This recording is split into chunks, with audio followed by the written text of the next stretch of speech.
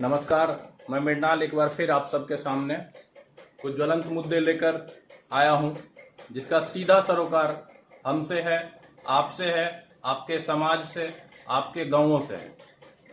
ये मुद्दे पिछले कई दिनों से हमारे समाज को झकझोर रहा है, हमें फिर से कुछ नए तरीके सोचने को मजबूर कर रहा है।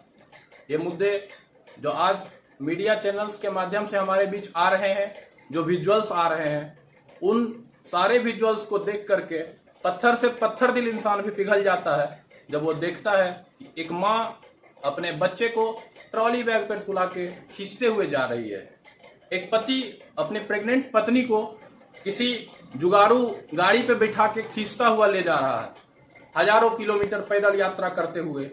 हमारे मजदूर भाई बहन अपने गांव को लौटने के मजबूर हैं। ये मजबूरी यूं ही नहीं आई है साहब। हम फेसबुक पर बैठे व्हाट्सएप पे कमेंट करते रहते हैं कि कमाने गांव से गए थे बाहर और इतने दिनों का राशन भी नहीं जुटा पाए, तो जाने का क्या फायदा। मैं इन सारे कमेंट करने वाले अपने कुछ भाइयों को ये बताना चाहता हूं कि जरा सोचिए, जो कोई खोमचा लगाने वाला अपने गांव से बाहर किसी शहर आया हो और खोमचा लगा रहा हो, कहीं पे गोलगप्पे की ठेली लगा रहा हो, अगर उसकी आमदनी का स्रोत बंद हो जाए तो आप क्या सोचते हैं कि गोलगप्पे की ठेली से वो कितना कमाता होगा और वो कितना जमा कर पाता होगा।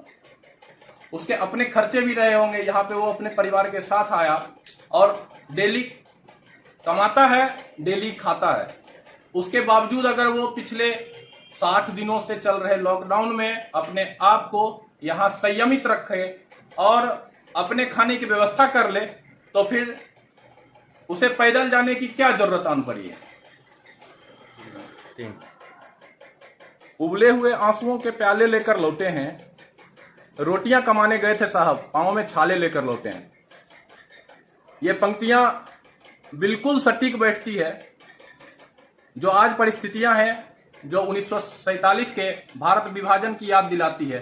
हमें घर बैठे इस लॉकडाउन में इसका एहसास नहीं होगा।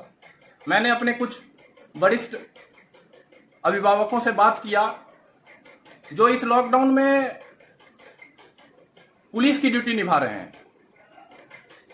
मैं नाम नहीं जाहिर करूंगा, लेकिन मेरे एक बहुत ही खास पिता तुल्य इंसान से हमारी बात हुई, जिन्होंने मुझे बताया कि सूरत से 15 लोगों का एक जत्था सीतामढ़ी पहुंचा साइकिल चलाते हुए।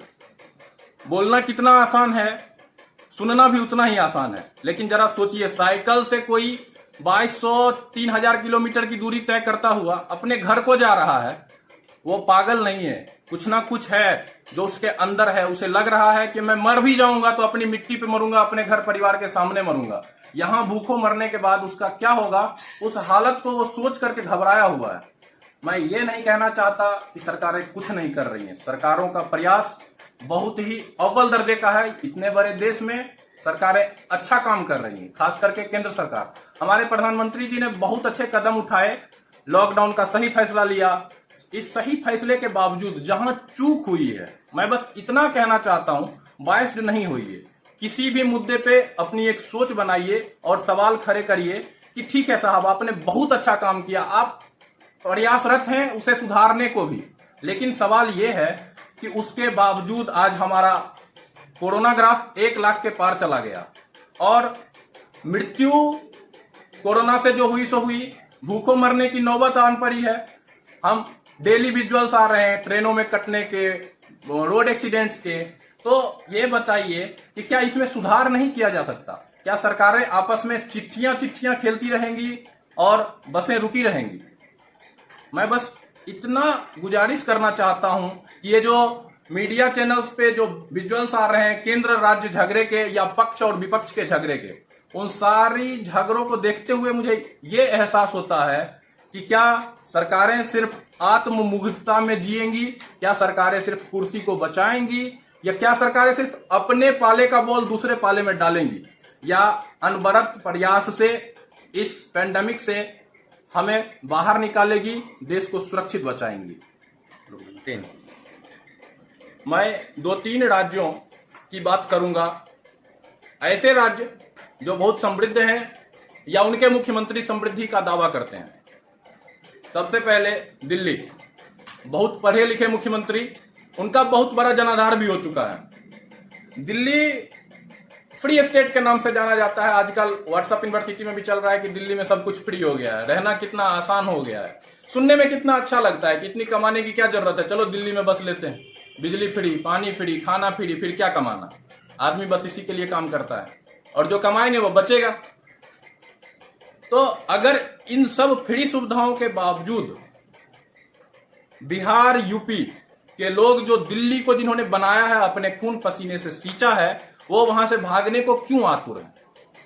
अगर केजरीवाल साहब दिल्ली आकर के प्रेस कॉन्फ्रेंस कर रहे हैं और बता रहे हैं कि हमने ये कर दिया, हमने वो कर दिया, तो ये बताइए ना साहब कि सारी चीज करने के बावजूद वहां से लोग क्यों भाग रहे हैं? उस स्वर्गनुमा दिल्ली से लोग नर्क में जाने को क्यों आतुर हैं?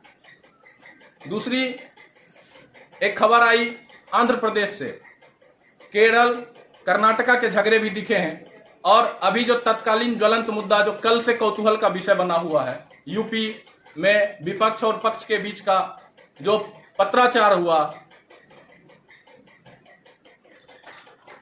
तो यूपी का जो झगड़ा चल रहा है, प्रियंका गांधी वाड्रा जी ने कौतूहल का विषय कल से खड़ा कर दिया कि मैं 1000 बस दे रही हूं, और उस पर नहले पे दहला चला हमारे योगी आदित्यनाथ साहब ने, और महाराज जी ने नेक्स्ट लेवल की राजनीति की, और ये मुझे सही भी लगा कि उन्होंने बसों की मांग कर ली कि आप विपक्ष में हैं, आप एक बड़ी पार्टी के बड़े नेता हैं, आपका एक अपना बैकग्राउंड भी है, अगर आप चाहते हैं कि आप राज्य को बस दें तो आप दीजिए।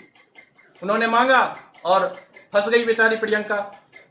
फंसने के बाद उन्होंने आतुरता में एक लिस्ट जारी किया जिसमें मीडिया रप्टों के अनुसार आ रहा है कि उसमें 3 व्हीलर्स, स्कूटर के नंबर्स हैं।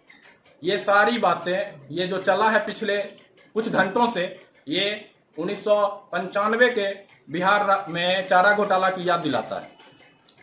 मैं बस इतना कहना चाहता हूं, कुछ सवाल आप भी पूछिए कि क्या इस पेंडेमिक में झगड़े से ऊपर की राजनीति होगी कि नहीं होगी? क्या हम बंगाल और केंद्र का झगड़ा देखते रहेंगे या यूपी में वो झगड़ा देखते रहेंगे? बीच में पीस कौन रहा है? हम, हमारा समाज, हमारे गरीब भाई बहन।